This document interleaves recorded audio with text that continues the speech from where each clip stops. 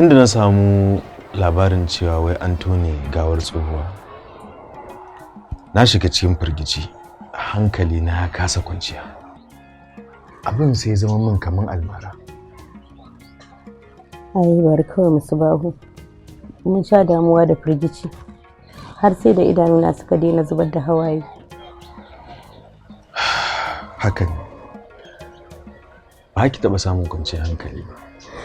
Dama a ce an birne mutum kana tunanin cewa yana makwancinsa, dalili ya sa a tono shi sannan kuma a ce ba a gan shi ba.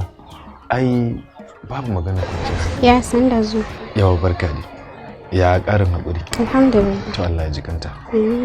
Allah ya gafarta mata. Na gode. Sam ba magana kwanciyar hankali. Ya kuras riba.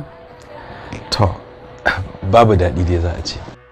Yau ina kayanta da ta zo da su, sannan kuma an kwaso na can? Hai yaron can bai sake wayan mu ba. Yadda yake dama mun gano manufarsa, so kawai yake daga mana hankali. Haka ne, amma dai in maganar gaskiya ne, dan fa maganar aure ta yi aure. Tunda Allah da ya riga ya ɗauki rayuwarta, sai dai mata fatan Allah Ubangiji ya yafe mata.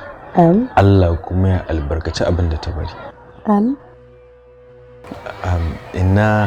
Ina kayan nata suke? Me za ka yi da su? A ɗan kwai binciken da nake so ne in yi a kai.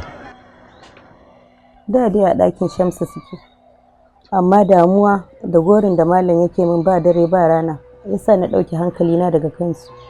Amma bari Shamsun ya zo sai in ji ya aka yi da su. Su ba damuwa ina.